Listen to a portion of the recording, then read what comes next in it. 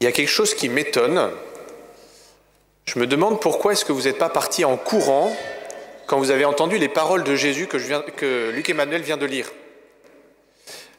Parce que Jésus a quand même dit « Heureux les pauvres, heureux ceux qui pleurent, heureux ceux qui ont faim, et puis malheureux les riches ».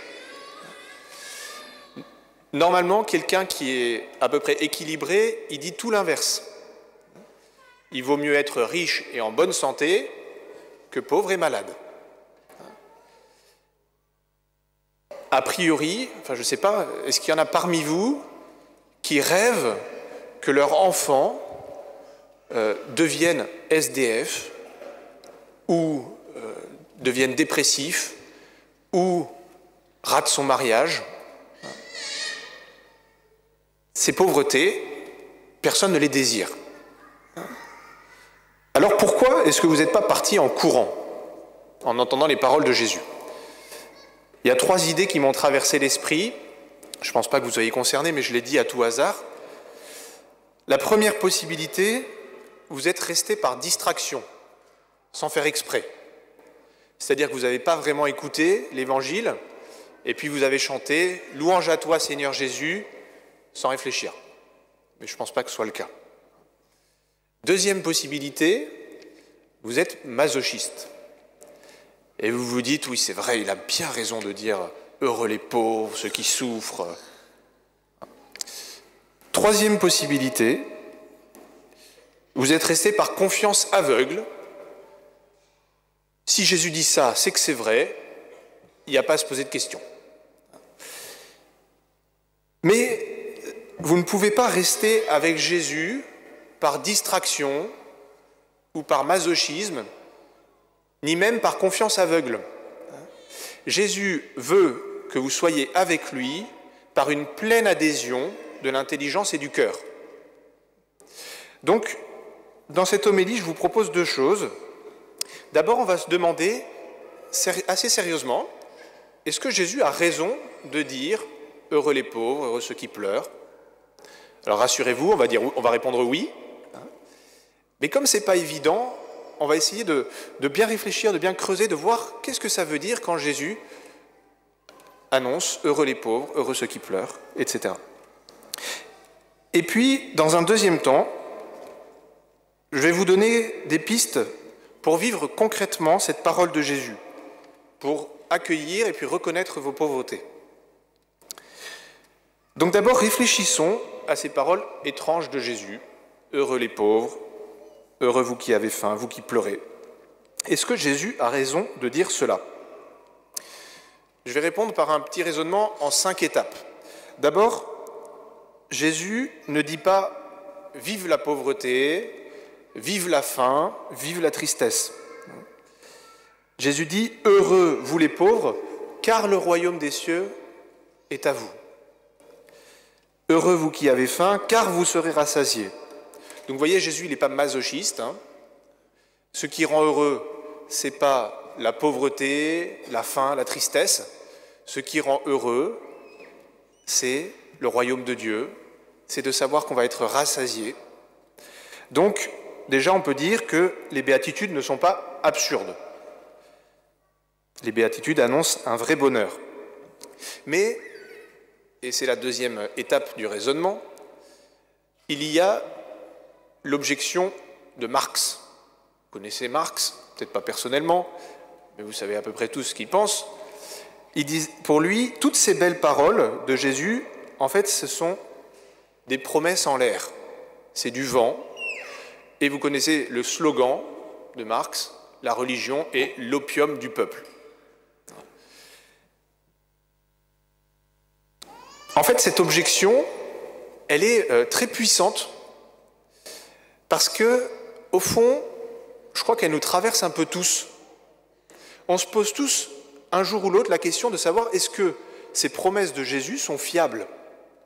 Et notamment quand on traverse des épreuves, des souffrances, on se pose la question, est-ce que la pauvreté, la faim, la persécution dont parle Jésus dans l'Évangile sont vraiment un chemin vers le bonheur? Alors pour répondre à cette objection, je vous propose de regarder l'histoire de l'Église. C'est la 3e étape du raisonnement. Parce que depuis 2000 ans, eh bien, on a la chance d'avoir l'exemple de tous nos grands frères et sœurs dans la foi qui nous témoignent de cette vérité de la parole de Jésus, que les béatitudes sont réellement le chemin du bonheur. Alors il y a des milliers d'exemples, pour n'en citer qu'un, je voudrais vous raconter l'histoire des carmélites de Compiègne. Certainement que vous avez déjà entendu cette histoire. C'était pendant la Révolution française.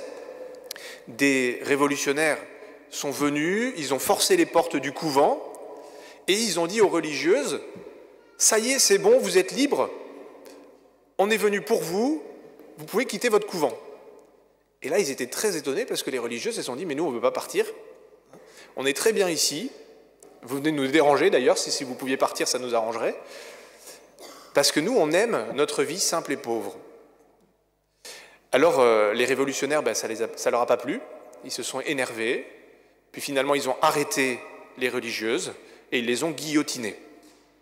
Mais jusqu'au bout, ces religieuses, elles ont gardé dans leur cœur la confiance en Dieu et une sorte de joie paradoxale qui les a conduits à chanter jusqu'au bout, jusque sur l'échafaud. Elles ont chanté le Seigneur et elles étaient dans la joie intérieure, montrant par là que la vraie pauvreté, que la vie simple avec le Christ, voire même la persécution, est vraiment le chemin du bonheur.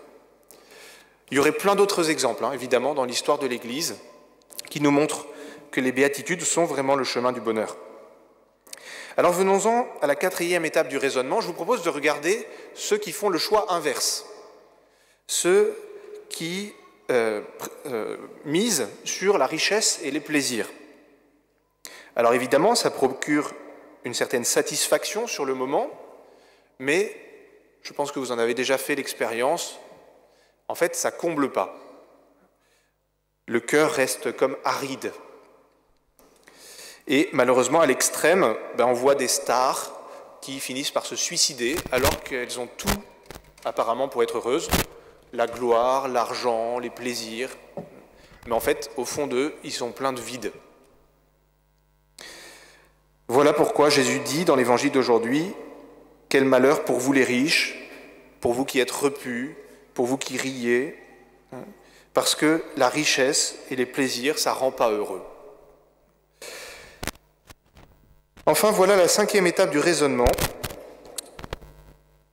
En fin de compte, la raison fondamentale sur laquelle repose toute la vérité des paroles de Jésus, c'est qu'il est ressuscité. Dans la 2e lecture qu'on a entendue tout à l'heure, vous vous souvenez, saint Paul disait « Si le Christ n'est pas ressuscité, notre foi est vaine. » Tout s'effondre si Jésus n'est pas ressuscité. Parce que si Jésus n'est pas ressuscité, du coup, ça veut dire qu'il n'y a pas de royaume de Dieu, il n'y a pas de royaume des cieux, ça veut dire qu'il n'y a pas de résurrection possible, et donc ça veut dire que les béatitudes sont fausses, et ça veut dire que Marc a raison.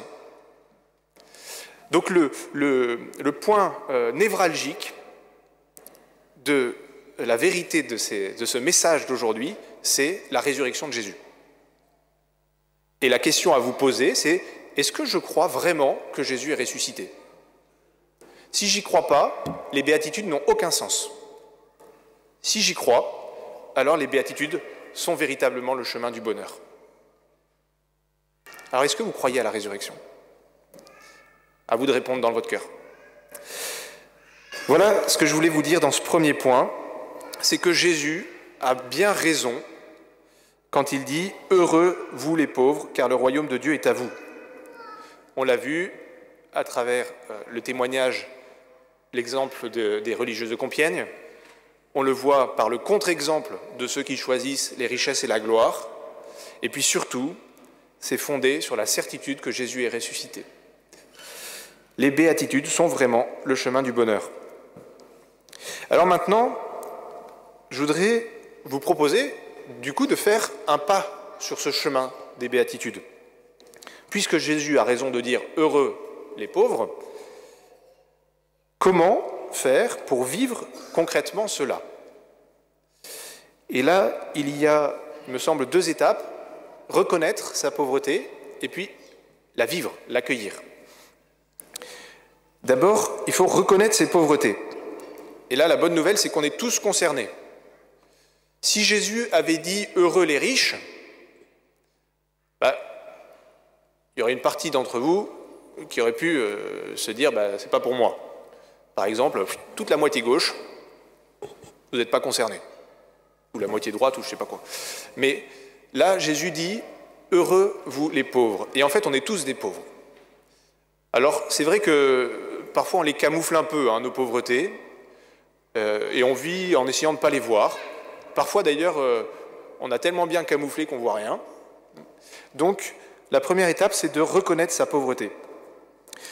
Alors, je vous propose un petit exercice pratique. Je vais lister toute une série de pauvretés qui peuvent peut-être vous concerner, et je vous invite à en retenir une pauvreté que vous allez reconnaître en vous, éventuellement que vous notez, que vous pouvez partager à votre conjoint, à un ami, et puis surtout que vous allez confier à Dieu, présenter à Dieu dans cette messe. Donc je commence ma liste, à vous de choisir. Santé fragile, difficultés relationnelles, épreuves professionnelles, timidité, manque d'argent, solitude, blessures affectives, pornographie, alcool, jeu, peur incontrôlée, tempérament colérique, division dans la famille ou autre chose que le Seigneur vous montre. Et maintenant que vous avez identifié cette pauvreté, eh bien, je vous invite à la présenter à Dieu dans votre cœur en disant « Seigneur, je reconnais cette pauvreté », et puis vous pouvez la nommer. Je te présente cette pauvreté dans la foi, puisque tu as dit « Heureux vous les pauvres, car le royaume de Dieu est à vous ».